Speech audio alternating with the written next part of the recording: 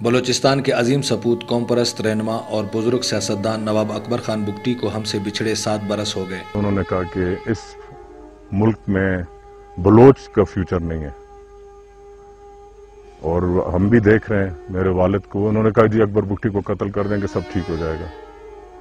اکبر بگٹی کو شہید کیا، اس کے بعد میرا خیال ہے جتنا جو پیغام میرے والد چھوڑ کے گئے، میرا خیال ہے وہ زیادہ سپریڈ ہوا ہے بلوچستان میں، کونے کونے میں پھیل گیا وہ۔ نواب بگٹی کی شہادت کے بعد غم و غصے کی جو لہر اٹھی تھی، اس میں کمی آنے کی بجائے بتدریج اضافہ ہوا ہے۔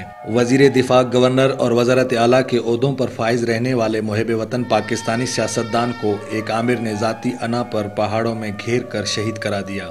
اس غلط فیصلے کے سنگین نتائج آج پورا بلوچستان بھگت رہا ہے۔ نواب اکبر بگٹی نے بطور قوم پرست و سیاسی رہنما بلوچوں کے حقوق کے لیے جو صدا بلند کی تھی، وہ آج ہر بلوچستانی کے دل کی آواز ہے۔ نواب بگٹی جیسی شخصیت تو صدیوں میں پیدا ہوتی ہے، ابھی اس ٹائم تو بلوچستان میں ایسی شخصیت پیدا ہونا سمجھ سے نہیں ہے، مشکل ہے، کیونکہ نواب صاحب نے جس طریقے سے بلوچستان کے لیے کام کیا، پاکستان کے لیے کام کیا، اور پھر اس کی شہادت پہ جنرل مشرف نے جس طرح ظلم کیا، اور بلوچستان میں جو آج حالات ہیں یہ سب اس ظالم مشرف کے پیدا کیے ہوئے ہیں۔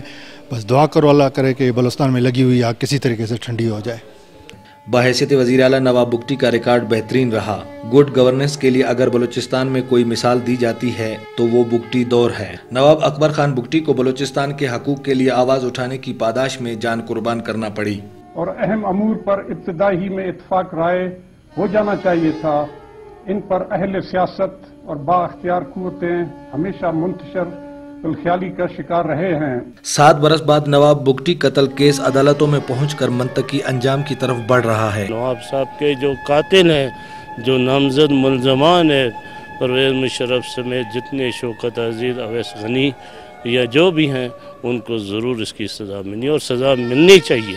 اگر مجرموں کو قرار واقعی سزا ہو جاتی ہے تو اہل بلوچستان کا غصہ کم ہوگا، بلکہ جو نفرت وفاق کے حوالے سے پائی جاتی ہے